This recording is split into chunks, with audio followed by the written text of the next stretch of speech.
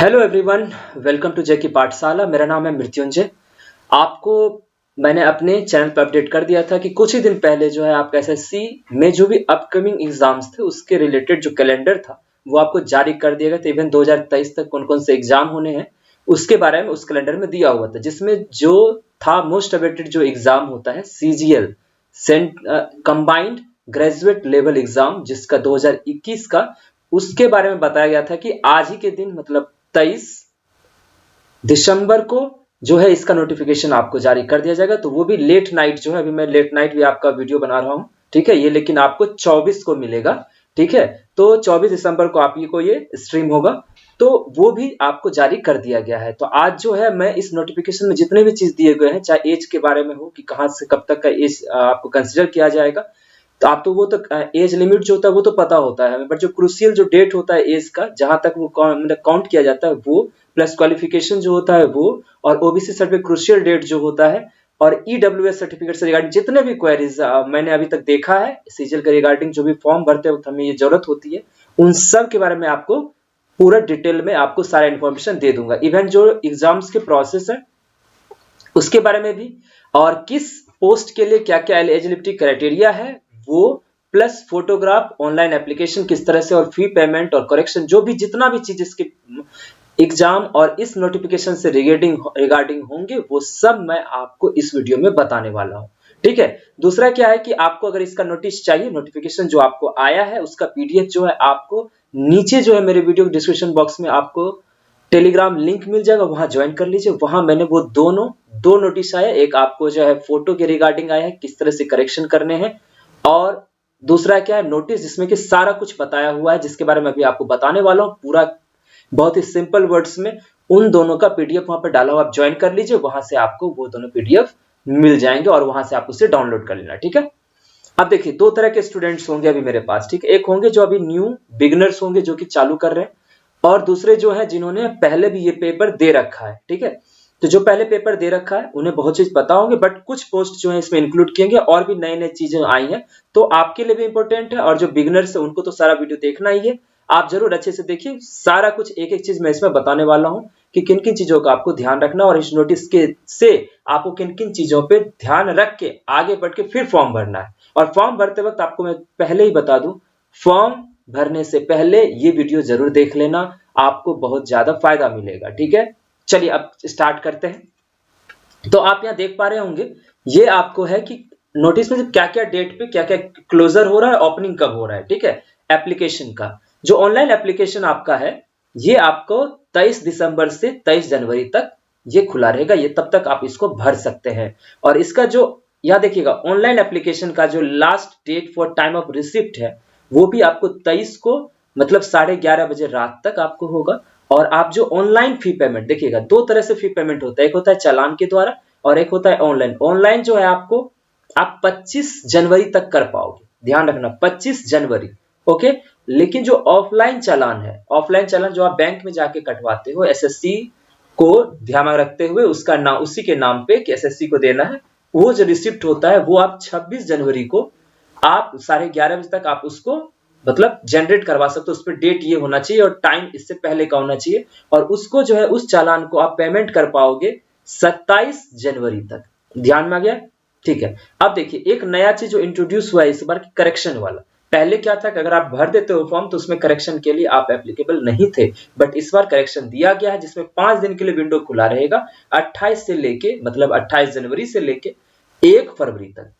इसमें क्या है कि 2 बार करेक्शन का आपको मौका मिलेगा, उसके बारे में पूरा मतलब अच्छे तरीके से आपको आगे बताने वाला हूं, वो कैसे कैसे करके आपको क्या मतलब उसमें क्या क्या करना होगा, क्या पेमेंट लगेंगे, वो सब के बारे में आपको बता दूंगा। लेकिन हाँ 5 दिन के लिए विंडो ओपन रहेगा, आप उसमें 2 बार करेक्शन कर सकते हो। आपका जो टेंटेटिव डेट है, ध्यान दीजिएगा, टेंटेटिव डेट जो टायर 1 का है, इसमें 3 टायर 4 टायर में एग्जाम्स होते हैं, वो भी मैं बताने वाला। लेकिन जो टायर 1 होता है, पहला पेपर जो होता है वो अप्रैल 2022, और आगे जो टायर 2 और टायर 3 है इसका अभी आपको डेट नहीं दिया गया है, वो जब आपको आपका आ जाएगा, जब आप प्री दे दोगे शायद उसके आसपास में, या फिर वेबसाइट पे आपको नोटिस कर दिया जाएगा कि कब कब इसका एग्जाम होने वाला है। तो चलिए अब आगे देखते हैं।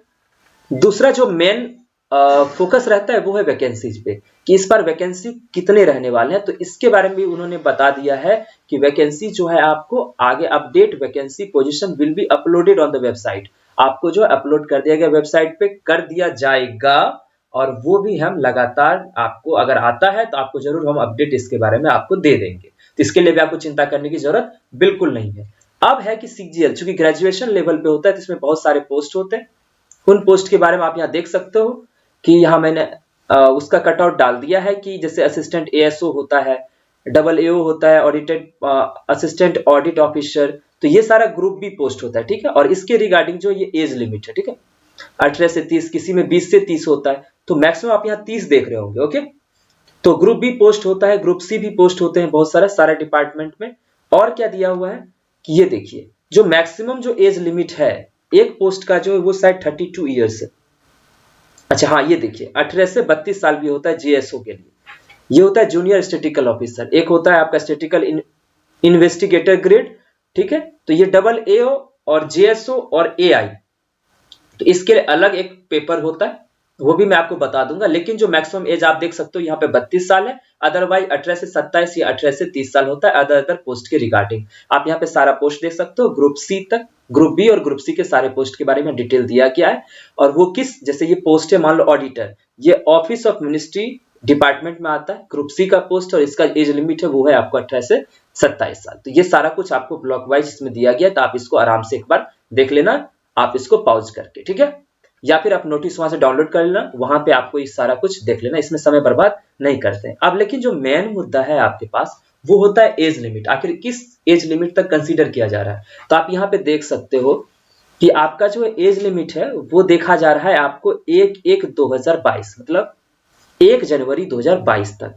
अब जैसे कि जो पोस्ट होता है आपको 18 से 27 साल के मतलब बीच में एज लिमिट होना चाहिए, आप देख सकते हो यहाँ पे, जैसे यहाँ पे दिया गया, आप देखो मैं बता देता हूं, जैसे 18 से 30 है सारा कुछ इसमें होगा। ये देखिए जैसे 18 से 27 है, कहीं 18 से 30 है, कहीं 18 से 32 साल का है, ठीक है। तो ये एज लिमिट आपको दिया गया, तो वहां पे आप देख सकते हो कि उनका जो है वो जो है उनका जो डेट ऑफ बर्थ है 2/1/95 से पहले का नहीं होना चाहिए और 1/1/2004 के बाद का नहीं होना चाहिए।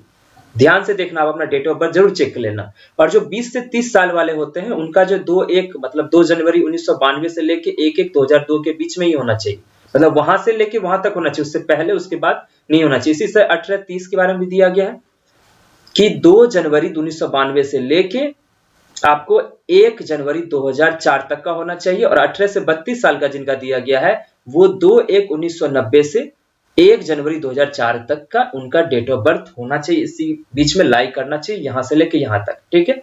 इसके अलावा वो फिर एप्लीकेबल नहीं होंगे। लेकिन अब क्या होता है, जो भी रिजर्व कैटेगरी है उन्हें कुछ साल का रिलैक्सेशन दिया जाता है। आपको मान लीजिए 3 साल, आप एक बार समझिएगा, जैसे आपको 3 साल रिलैक्सेशन दिया गया तो आप 95 में से 3 साल घटा देना, तो 92 तक आप एप्लीकेबल रहोगे, ठीक है। 7 साल का दिया गया तो आप क्या कहते हैं 88 तक एप्लीकेबल रहोगे। तो इस तरह से आप अपना देख सकते हो, वो भी मैं बता देता हूं। देखिए यहाँ पे आपको दिया गया कि SC/ST को 5 साल का रजिस्ट्रेशन दिया जाता है, OBC को 3 साल का, और PWD जो होता है उन्हें 10 साल का। PWD जो OBC होंगे, देखिए ये जनरल का है, जो PWD OBC जनरल है उनको 10 साल का, और जो OBC के उनको 3 साल और एक्स्ट्रा मतलब 13 साल का। PWD जो SC/ST है उनको 15 साल का, एक्स सर्विसमैन को 3 ईयर का रहता है, ठीक है। इसी तरह से आपको डिफेंस पर्सनल जो होते हैं उन्हें 3 साल के, डिजेबल्ड जो होते हैं, और defence person disabled in operation during hospitalities with foreign country of distance, SC/ST के होते हैं उन्हें आपको 8 साल का मिलता है। तो ये सारा है दिया गया, इतना रिलैक्सेशन आपको मिलता है। जैसे कि आप मैं बता दें, जैसे SC/ST के जो है, SC/ST के जैसे जो है तो उनका एज लिमिट यहाँ 95 पर रहा था, तो उनको जैसे कि कितने साल का था, 5 साल का, ठीक है। तो आप यहाँ पे देख सकते हो जब 5 साल का इन्हें मिल रहा है तो वो 1990 तक एप्लीकेबल है, ओके। यहाँ जो है 2/1/1990 से उनका देखा जाएगा, उसके बाद का होना चाहिए। क्लियर हो गया, ठीक है। अब चलिए अब बढ़ते हैं आगे। देखिए ये है प्रोसेस ऑफ सर्टिफिकेट्स, ठीक है। अब जो आप जो OBC बनवाते हो या फिर EWS या SC/ST का कोई प्रॉब्लम नहीं होता है, उनका कभी से कभी तक कभी कोई भी पुराना आपका चलेगा SC/ST का, ठीक, उसमें दिक्कत नहीं आती है। जो दिक्कत मेनली आता है वो आता है OBC EWS में, ठीक है। तो अब मैं दोनों के बारे में आपको बता देता हूँ। ओबीसी वाले का जो है जो क्रूशियल डेट है 23/1/2022, ध्यान से सुनिएगा, 23 जनवरी 2022 से पहले का बना हुआ होना चाहिए। ये मैंने आपको पहले भी बताया था कि जो नोटिफिकेशन का जो लास्ट डेट होता है ना, उससे पहले का बना हुआ होना चाहिए। और क्या है, पुराना कितना हो सकता है, तो आप यहाँ देख लो 2019 तक, मतलब 23 जनवरी 2019 से लेके 23 जनवरी 2022 तक का होना चाहिए। क्लियर? और क्या, ओबीसी तो होना चाहिए लेकिन वो नॉन क्रीमिलियर में, क्रीमिलियर में बिल्कुल नहीं होना चाहिए इस डेट के बीच में। ईडब्ल्यूएस का जो है इनका फाइनेंशियल ईयर होता है, जो फाइनेंशियल ईयर में आपको बता दूं वो जो है आपका अप्रैल, शायद 1 अप्रैल, ठीक है, 2000, ये कौन सा चल रहा है 21 से मार्च 2022 के बीच का ये फाइनेंशियल ईयर होना चाहिए। इसमें जो है ईडब्ल्यूएस वाले बनाएंगे तो फिर उन्हें दिक्कत नहीं आएगी। लेकिन एक और जो कंफ्यूजन रहता है, अगर सर इसके बीच में नहीं रहा, आप मान लो कि आप जब पेपर दे दिए, आप नोटिफिकेशन इसके बाद का बना है, अगर आप इसके बाद का बनाते हो तो आपको प्रोविजनल दिया जाता है, जिसके बारे में नीचे में पूरा क्लियरली दिया गया। इस पे भी बहुत सारे लोगों को कंफ्यूजन होता है, वो मैं आपको अच्छे से क्लियर कर देता हूँ। देखो यहाँ पे, कैंडिडेट्स में also note that in respect of the above there condition will be remain provisional. समझ गए? आपको प्रोविजनल दिया जाता है, पी से डिनोट किया जाता है वहां पे, ठीक है। जब आप डीवी में जाते हो, डॉक्यूमेंट वेरिफिकेशन, जब आपका जॉब लग जाता है तो veracity of the concern document is verified by the appointment authority. तो जो भी आपका डिपार्टमेंट होता है जिसमें आपका जॉब लगता है, वो इसे वेरीफाई करते हैं फिर आगे बढ़ाते हैं, तो इसमें भी कोई प्रॉब्लम नहीं होता। लेकिन हम क्यों ना क्लियर रखें, ताकि हमें इसमें कोई दिक्कत नहीं होनी चाहिए। अभी आप बहुत दिन है, 1 महीने का समय, आप इसमें जरूर बनवा लो, इसमें कोई कोताही मत बरतना, वरना वहां पे प्रोविजन मिलने के बाद आगे आप कंफ्यूजन में रहते हो कि क्या होगा नहीं होगा, बहुत सारा क्वेरी करते हो। समझ गए? चलिए अब देखते हैं नेक्स्ट। ठीक है, तो अब देखिए, अब आपको मैं पोस्ट के बारे में बता दूं कि किसका इसका क्या क्वालिफिकेशन रहता है। ओके, जैसे डबल एओ रह गया, इसमें आपको क्या होना चाहिए, रिकॉग्निशन आपका बैचलर डिग्री होना चाहिए, मतलब ग्रेजुएशन होना चाहिए।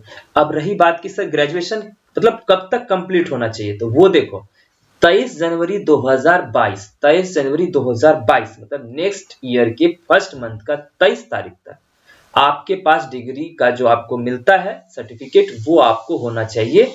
इसके बाद का रहा तो वो आपको वहीं से लौटा देंगे। फिर से मैं क्लियर कर दूं, 23 जनवरी 2022 तक आपका डिग्री मिल जाना चाहिए आपका, ठीक है। अब देखो, जैसे डिजायरेबल क्वालिफिकेशन होता है, इससे आपको कोई मतलब नहीं, इसको मत पढ़ना।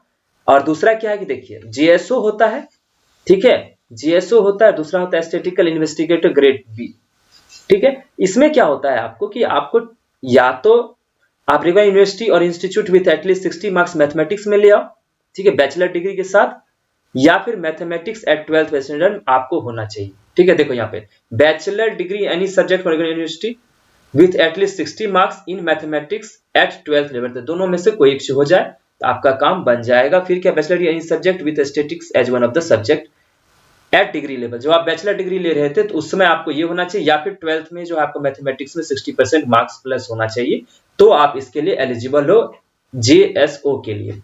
अब जो है स्टैटिस्टिकल इन्वेस्टिगेटर ग्रेड बी है, तो इसमें जो है आपको दिया गया है कि bachelor degree any subject with statistics as one of the subject from recognised, आपका जो स्टैटिस्टिक्स आपके एक सब्जेक्ट में होना चाहिए।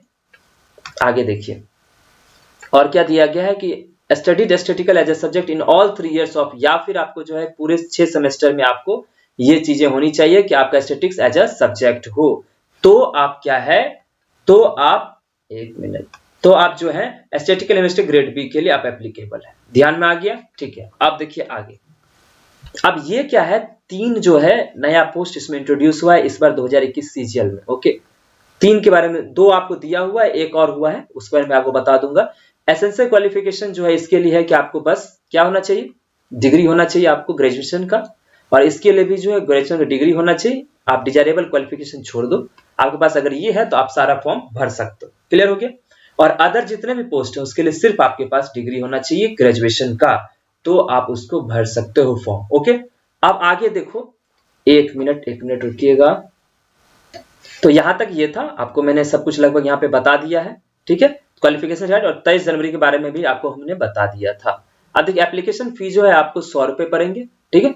और जो वुमेन कैंडिडेट हैं और SC ST के हैं और PWD हैं या एक्स सर्विसमैन हैं, ये सबको पेमेंट नहीं लगेगा। ओके, नेक्स्ट देखिए अब ये क्या है, विंडो जो ओपन है, आपको मैंने बताया था कि इस बार नया चीज इंट्रोड्यूस किया गया कि 28 जनवरी से लेकर 1 फरवरी तक आपको मतलब रिकरेक्शन आप कर सकते हो, उसको 2 बार में आप कर सकते हो। आप ध्यान देना, पहला बार में जब करोगे तो आपको यहाँ देखो 200 रुपए का चालान, आपको मतलब 200 रुपए का ऑनलाइन पेमेंट करना पड़ेगा, और दोबारा जब करोगे तो 500 रुपए का, ऐसे आपको 100 रुपए लगेंगे। तो इसलिए आप कोशिश करना कि आपसे कोई भी गलती ना हो, खासकर फोटो की रिगार्डिंग पिछली बार बहुत लोग रिजेक्ट किया गया है। तो इन चीजों के रिगार्डिंग जो फोटो अपलोड करते हो उसका मैन पिक्सल साइज भी होता है, और जो साइज होता है उसका केबी में, वो भी आपको उतने के बीच में हो, तभी आप अच्छे से फोटो उस पर डालना। दोबारा मैं बता दूंगा इसके बारे में, ओके। अब देखो नेक्स्ट, अब मेन चीज है कि स्कीम ऑफ एग्जामिनेशन, इसमें कैसे एग्जाम होते हैं, किस प्रकार कितने कितने चरण में होते हैं। तो आप यहाँ देख सकते हो, आपके पास टायर 1 होता है जिसमें CBT 1 होता है, फिर टायर 2 होता है, CBT ही होता है, कंप्यूटर बेस्ड ही होता है, और टायर 3 होता है पेन एंड पेपर में आपको ये चीज, ठीक है।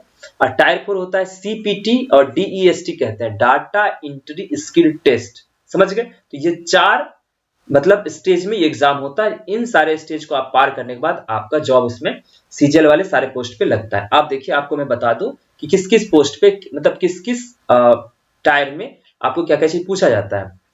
देखिए मेनली ध्यान से दीजिएगा, इस पे ध्यान देके, ठीक है। जो भी नए हैं बच्चे जो तैयारी करने जा रहे हैं उनको मैं बता रहा हूँ, ठीक है। और सभी को देखिए क्या कह रहा है, इसमें रीजनिंग आता है, जनरल रीजनिंग, वो 25 क्वेश्चन 50 मार्क्स के, और जो GK GS होता है वो 25 क्वेश्चन 50 मार्क्स के, और मैथ्स जो होता है एप्टीट्यूड वो 25 क्वेश्चन 50, इंग्लिश में जो होता है 25 क्वेश्चन 50, तो टोटल 100 क्वेश्चन होते हैं 200 मार्क्स के, क्लियर। और जब आप गलती करते हो तो आपका हाफ मार्क्स जाता है, ठीक है, मतलब 0.5, ठीक है, 1/4 जाता है आपका, सॉरी। तो 2 नंबर के एक क्वेश्चन हो गए ना, तो उसका 1/4 मतलब 0.5 मार्क्स आपके कट जाएंगे। अगर आप नहीं टिक करते हो तो आपका वो भी नहीं जाएगा, क्लियर। अब देखिए, इसके लिए जो प्रॉपर टाइम मिलता है आपको 1 आवर, ये पूरा का पूरा कंप्लीट के लिए होता है, इसमें कोई सेक्शनल नहीं होता है। और अगर कोई स्क्राइब लेके आया है, मतलब अपने साथ किसी को लेके आया है पेपर देने, जिसको विजन वगैरह का प्रॉब्लम होता है, उनको 20 मिनट एक्स्ट्रा मिलता है, मतलब 1 आवर 20 मिनट्स, ठीक है। पिछली बार जो इस बार 2020 का हुआ, इसको कट ऑफ आप जान ही रहे होंगे, 133 गया था, ओके। अब मैं आपको बता दूं पेपर 1 के बारे में, ठीक है। अब जब पेपर 2 टायर 2 के बारे में, लेकिन इससे पहले एक चीज मैं आपको बता दूं कि ये जो पेपर हुआ था, ठीक है, आपको 2020 CGL का उसका जो टायर 1 हुआ था अगस्त में, उसके रिगार्डिंग जो है मैंने वीडियो बना रखा है, सारे शिफ्ट का सारा क्वेश्चन, ठीक है, क्वांटिटेटिव एप्टीट्यूड का, मैथ्स का, वो आप देख सकते हो। जब आप मेरे प्रोफाइल में जाओगे तो यहाँ प्लेलिस्ट में जाओगे तो वहां आपको CGL का 21 शिफ्ट में हुआ था, 21 का सारा क्वेश्चन मैंने सॉल्व करवा रखा है। आप वहां जाके उसको देखना, आप साथ में बनाने की कोशिश करना, अगर आपसे कैसे बन पा रहा है कि नहीं बन पा रहा है, फिर आप अपना तैयारी का मतलब किस तरह से स्टार्ट करना, और जो तैयारी कर चुके उसमें क्या क्या कमी है वो सब कुछ आप देख सकते हो। और इसे जब ओपन करोगे आप यहाँ पे देख सकते हो, इस तरह से आपको सारा वीडियो मिल जाए। जैसे देखिए 13 अगस्त का भी शिफ्ट 1, फिर 13 अगस्त शिफ्ट 2, 13 अगस्त शिफ्ट 3, इस तरह से मैंने सारे दिनों का जितने भी शिफ्ट में ये हुआ है सबका जो मैथ्स का सॉल्यूशन आपको दे रखा है। तो आप जरूर इसे जाके एक बार वीडियो सारा देखना। इसका जो प्लेलिस्ट है उसका जो डिस्क्रिप्शन लिंक जो है वो डिस्क्रिप्शन बॉक्स में मैं डाल दूंगा, क्लियर। आप चलिए आते हैं, देखते हैं टायर 2 में क्या क्या चीज होता है। टायर 2 में जो आपका 4 पेपर होता है, अब ध्यान दीजिएगा, टायर 1 के बाद आपके पास 3 कट ऑफ्स आते हैं, ठीक है। एक होता है आपका AAO के लिए, दूसरा होता है आपको JSO और स्टैटिस्टिकल इन्वेस्टिगेटर के लिए, और तीसरा होता है जो जनरल और अदर पोस्ट के लिए, ठीक है। तो उसमें जो पेपर 2 को पेपर होता है, 2 पेपर जो आपको होता है क्वांटिटेटिव एप्टीट्यूड, मतलब मैथ्स का एक पेपर और एक पेपर इंग्लिश का, ये सबके लिए कंपलसरी होता है, सबको देना होता है। अदरवाइज स्टैटिस्टिकल जो है JSO और SI के लिए होता है, ठीक है, स्टैटिस्टिकल इन्वेस्टिगेटर। और जो अदर पेपर है AAO के लिए होता है general studies, finance and economics का। तो जो लोग इसका कट ऑफ क्लियर करते हैं, इसके लिए सेपरेट कट ऑफ आता है, तो वो ये भी पेपर देंगे। और जिनका दूसरा जो AAO के लिए होता है वो कट ऑफ क्लियर करते हैं, तो उनको ये भी पेपर देना है। लेकिन ठीक है, ऑप्शनल होता है, मतलब आपको मन है तो ये दीजिए, अदरवाइज आप पे डिपेंड करता है, आपको नहीं देना है तो आप मत दो। ऐसे अगर देखोगे तो मैथ्स में जो 100 क्वेश्चंस के आते हैं मैथ्स, और वो होते हैं 200 नंबर के, मतलब 100 क्वेश्चन 2-2 नंबर के। तो वहां भी अगर आप मैंने गलती करते हो तो नेगेटिव मार्किंग जो होता है 1/4 होता है, मतलब 0.5 का। और इसके लिए जो है आपको 2 आवर दिया जाता है, ओके। नेक्स्ट जो है आपको जो इंग्लिश का पेपर होता है, ये 200 क्वेश्चन होते हैं 200 मार्क्स के, मतलब यहाँ पे 1 मार्क्स होता है पर ईच क्वेश्चन, ओके। यहाँ पे अगर मान लो आपका जब मतलब कि वो आता है गलती करते हो आप, निगेटिव जो मार्क होगा इसका कितना हो जाएगा 0.25 मार्क्स, ठीक है, आपका ये निगेटिव हो जाता है। तो ये दोनों पेपर आपको सबको देने होते हैं टायर 2 में। अदरवाइज मैंने आपको बता ही दिया इन दोनों पेपर के बारे में। क्लियर हो गया? चलिए अब देखते हैं आगे। अब जो तीसरा जो आपका टायर 3 होता है उसमें क्या है, आपको पेन एंड पेपर मोड में होता है। आपको यहाँ पे पेन एंड पेपर के साथ आपको डिस्क्रिप्टिव पेपर देना पड़ता है। इसमें आप मीडियम कुछ भी रख सकते हो, इंग्लिश हिंदी, यहाँ पे कोई दिक्कत नहीं है। ये क्या क्या चीज पूछा जाता है तो आप देख सकते हो, ऐसे पूछा जाता है, प्रेसिस पूछा जाता है, लेटर या एप्लीकेशन, ठीक है, ऐसे निबंध, संक्षेपण, पत्र और एप्लीकेशन, ये सारा कुछ पूछा जाता है। कोई 2 क्वेश्चन रहेंगे, 2 क्वेश्चन 50-50 मार्क्स के 1 घंटे के लिए, और इसमें आपको 100 मार्क्स के क्वेश्चन होते हैं 50-50 मार्क्स के, ठीक है, 1 आवर 20 मिनट के लिए। अदरवाइज इसके बारे में और भी कुछ जानना है आपको तो आप यहाँ देख सकते हो, इसी प्लेलिस्ट में जो आपको मैंने बताया था वहां पे आपको यहाँ पे डिस्क्रिप्टिव बारे में मैंने सब कुछ डिटेल में बता दिया है, सब कुछ बता रखा है। आप वहां जाके उस वीडियो को भी, आप इस प्लेलिस्ट को ओपन करना, आप यहाँ देखना, ऐसा आपको प्रीपेज खुलेगा। आप यहाँ पे देखना एसएससी के बारे में फुल क्लास भी मैंने ले रखा है, और इससे रिगार्डिंग जो कॉपी जो मैंने मंगाया भी था आरटीआई के थ्रू, कैसा पेपर रहा था, तो वो भी आप जाके देख सकते हो। बट कोई बात नहीं, ये आपको तब के लिए देखना है जब आप दोनों पेपर क्वालिफाई कर जाओगे, टायर 3 के लिए पेपर यहाँ तैयारी करोगे, तब आप इसे आके देख लेना इन सारे वीडियोस को, ठीक है। तो जो भी लोग नए हैं हमारे चैनल पे, आप जरूर इस चैनल को सब्सक्राइब कर लीजिए, क्योंकि मैं सारा नोटिफिकेशन और क्लासेज जो है अपडेट देते रहता हूँ। तो आप अगर इसको मतलब सब्सक्राइब करके रखोगे तो आपको क्या होगा कि वो सारा कुछ आपको लगातार समय समय पे पता चलता रहेगा। तो ये का सब कुछ मैंने बता दिया। अब एक और जो होता है टायर 4, क्योंकि मैंने आपको बोला था कि 4 चरण में पेपर होता है, ओके। तो टायर 4 जो होता है वो स्किल टेस्ट होता है। स्किल टेस्ट 2 तरीके से, आप ध्यान देना, ठीक है। एक होता है आपका टायर 4 कंप्यूटर सीपीटी होता है, इसको कहते हैं कंप्यूटर प्रोफिशिएंसी टेस्ट, और एक होता है डीईएसटी, ठीक है, एक तरह से टाइपिंग भी कह सकते हैं डीएसटी को। सीपीटी में जो 3 चीजें होती है, एक्सेल बनाना होता है आपको, पावर पॉइंट पे काम करना होता है, और एक होता है आपको डीईएसटी। डीएसटी दोनों के लिए कंपलसरी है, और ये जो सीपीटी होता है ये सब के लिए एप्लीकेबल नहीं होता है। कुछ पोस्ट होते हैं, वो भी मैं आपको बता दूंगा जिन पोस्ट के लिए ये एप्लीकेबल है, जिसके लिए आपको एग्जाम देना होता है, वरना डीएसटी सारे पोस्ट के लिए देना होता है। अगर सीपीटी छोड़ भी देते हैं तो इसका मतलब ये नहीं हुआ, क्योंकि इस ग्रुप सी में बहुत सारे ऐसे पोस्ट है जिसके लिए सिर्फ डीएसटी ही जरूरी है, तो वहां आप उसको जॉब मिल सकता है।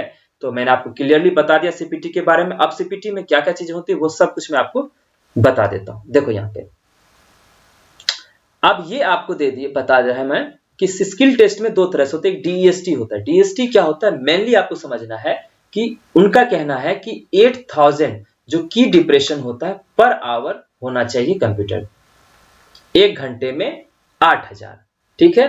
तो मतलब 60 मिनट में 8000, तो 15 मिनट कितने होने चाहिए 2000। तो वही एग्जाम आपको लिया जाता है, आपको कोई पैराग्राफ दे दिया जाता है, 2000 कीवर्ड्स की डिप्रेशन के होते हैं, और उसे 15 मिनट्स में कंप्लीट करनी चाहिए। बहुत ही आसान है, आप सिंपल भी आराम से 10-20 दिन भी करोगे तो आराम से आपका हाथ बैठ जाएगा, ठीक है। और इतना करना कोई बड़ी बात नहीं है। क्लियर हो गया?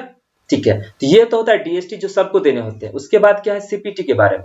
देखिए यहाँ सीपीटी बारे में आपको बता दूं, जो सीपीटी टेस्ट होता है इसमें एक होता है वर्ड प्रोसेसिंग और spreadsheet generation of slides for the post of.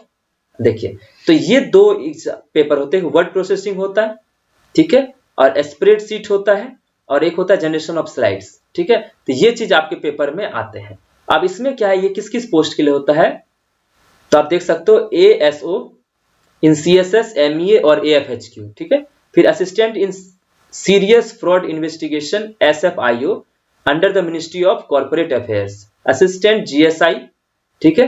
फिर in the ministry of mines, और इंस्पेक्टर जो सीजीएसटी और सेंट्रल एक्साइज का इंस्पेक्टर होता है उसके लिए होता है, inspector preventive officer, inspector of examiner in CBIC, और असिस्टेंट इन एनसीएलएलपी, ठीक है, ट्रिब्यूनल जो होता है एनसीएलएटी। ये सारे पोस्ट के लिए ये सीपीटी जरूरी होता है, वो आप दोगे तभी आप उसमें, अगर इसमें सीपीटी में क्वालिफाई करते हो तो ही आपको वो जो है पेपर आप में क्लियर करोगे तो आपको वो पोस्ट मिलेगा। दूसरा बात, ये जो है क्वालिफाइंग नेचर होता है। अभी तक जो भी आपने पेपर देखा था टायर 1, टायर 2, टायर 3, तो टोटल आपके कितने मार्क्स के हो गए। टायर 1 हो गए आपको 200 मार्क्स के, ध्यान देना अच्छे से, ठीक है। इसमें अगर देखोगे तो मैथ थे आपके 50, इंग्लिश जो आपका था 50, और रीजनिंग जो था आपका 50, और जो जीएस था आपका ये था 50 मार्क्स का, ध्यान से देखना। उसके बाद जब आप पेपर देते हो सेकंड वाला, वो होता है 400 मार्क्स का, ठीक है। इंग्लिश होते हैं आपके 200 मार्क्स के और मैथ्स होते हैं आपको 200 मार्क्स। आप यहाँ से ध्यान दे सकते हो अच्छे से कि इंग्लिश आपका कुल मिला के 250 मार्क्स का है और मैथ आपका 250 मार्क्स का है, टोटल 600 में, मतलब 500 नंबर का तो यही है। तो आपको इस पे ज्यादा फोकस करने की जरूरत है। यहाँ से पूरा पूरा कट दिख रहा है आपको, इसके मैं स्ट्रेटजी वीडियो में बता दूंगा कैसे कैसे करना है। और जीएस जो है आपको 50 मार्क्स का आता है, तो इसको भी पढ़ना तो जरूरी है, क्योंकि आपको अगर अच्छे अपना रिजल्ट कंफर्म करना है, पढ़ना सब है।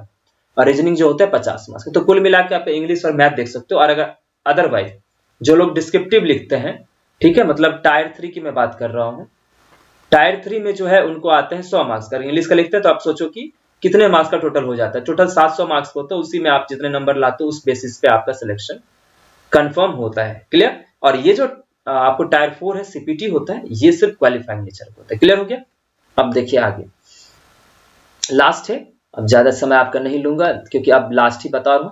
आपका जो फोटोग्राफ है उसका आपको ध्यान रखना है कि फोटोग्राफ का जो साइज है 20 केबी से 50 केबी होना चाहिए, ठीक है। ब्लड वगैरह नहीं होना चाहिए, अदरवाइज आपको कैंसिल कर देगा। पिछली बार कैंसिल हुआ है, बहुत बच्चे परेशान हुए हैं, इसको ध्यान रखना। और जो डायमेंशन है इमेज का वो आपको 3.5 इंटू 4.5 होना चाहिए, ये भी डायमेंशन आपका क्लियर होना चाहिए। दूसरा क्या है, जो स्कैन्ड सिग्नेचर जो आपका फोटो होता है सिग्नेचर का, दोनों जो फॉर्मेट देखो आपको बता दिया जेपीईजी में होना चाहिए, 10 से 20 केबी का सिग्नेचर का होना चाहिए। इसका डायमेंशन जो है 4 से इंटू 2 सेंटीमीटर इसका हाइट होना चाहिए। Application with blood signature will be rejected, पहले ही बोल दिएगा। आप इस बात को बिल्कुल ध्यान से करना कि आपका जो है एप्लीकेशन रिजेक्ट हो सकता है। आपने इतना मेहनत करोगे तो अभी तो पता नहीं चलेगा, बाद में पता चलेगा आपका रिजेक्ट हो गया तो आपको बहुत कष्ट होगा। इसलिए भरते वक्त बहुत ही सुकून से, बहुत ही शांत होकर भरिए। पूरा इंफॉर्मेशन आपको मैंने बता रखा है। आगे देखिए फिर क्या बोल रहा है कि ये जो आपका फोटोग्राफ है, ठीक है, ऐसा यहाँ पे डालना है, यहाँ पे चूज करके आप डालते हो। तो अब इसमें मेन बात क्या है, पिछली बार क्या हुआ था, जो आपका फोटोग्राफ है वो उसमें आपको बता दिया गया है, यहाँ पे देखना, वो 3 मंथ पहले का मतलब होना चाहिए, उस लेटेस्ट आपको फोटोग्राफ होना चाहिए, अदरवाइज आपको कैंसिल हो। पिछली बार क्या हुआ 2020 में कि उसमें फोटोग्राफ पे आपका जो डेट ऑफ फोटो है, जिस दिन आपने फोटो खिंचवाया है, वो डेट वहां मेंशन होना चाहिए था। क्लियर? बट इस बार ऐसा कुछ नहीं बताया गया, वो मैं देख लूंगा, क्योंकि ऐसा मैं इसलिए बोल रहा हूँ, देखो यहाँ पे कि ये उन्होंने सैंपल फोटो दिया है, ठीक है, ये जब सैंपल फोटो दिया है जिसमें इन्होंने इससे सही बोला है, इसमें कहीं भी डेट मेंशन नहीं है। अदरवाइज ऐसा फोटो नहीं कर सकते आप, डायरेक्ट चेहरा का सिर्फ नहीं डाल सकते, टोपी पहन के नहीं, ब्लड ये वगैरह नहीं, चश्मा पहन के, गूगल्स वगैरह ये सब कुछ नहीं। इसके बारे में सेपरेट वीडियो बता दूंगा कि फोटोग्राफ्स किस तरह से आपको अपलोड करने हैं। आपको जो भी क्वेरी है आप जरूर मुझे बताना, उसके रिगार्डिंग में छोटा छोटा वीडियो सही आपको जरूर उसके बारे में इन्फॉर्मेशन आपको दे दूंगा। क्लियर? तो अब रही बात की तैयारी की, ठीक है, आप मेरे साथ चलिए, आपको मैंने सब कुछ बता दिया। आपको इस वीडियो पे, इस चैनल पे आपको बहुत सारे इसी तरह के कंटेंट मिलते रहेंगे और अपडेट जो है लगातार आपको मिलेगा। कुछ भी आपको क्वेरी रहता है आप जरूर मुझसे पूछिए कमेंट बॉक्स में आके, वहां मैं आपको सब सारे जो भी कमेंट रहेंगे, जो भी आप क्वेरी रहेंगे उसका रिप्लाई मैं जरूर दूंगा। ठीक है, तो होप आप अपनी तैयारी में लग जाओगे। अभी से सिर्फ 4 महीने की बात है, 4 महीने जम के करो। अगर टायर 1 में अच्छे मार्क्स आते हैं तो आप जितना जान लो कि आपकी तैयारी जो अगर अच्छी रहेंगे तभी अच्छे मार्क्स आएंगे। फिर आप इस एग्जाम को स्टेप बाय स्टेप करते जाना और मैं आपके साथ हूं। तो चलिए मिलते हैं नेक्स्ट वीडियो में नए अपडेट के साथ। जो भी लोग नए हैं आप जरूर इस चैनल को सब्सक्राइब कर लेना और नोटिफिकेशन का बटन जरूर क्लिक कर देना, ताकि आपको सारा नोटिफिकेशन इस चैनल का मिलता रहे। तो मिलते हैं आपसे नेक्स्ट वीडियो में, तब तक good luck, bye bye, take care.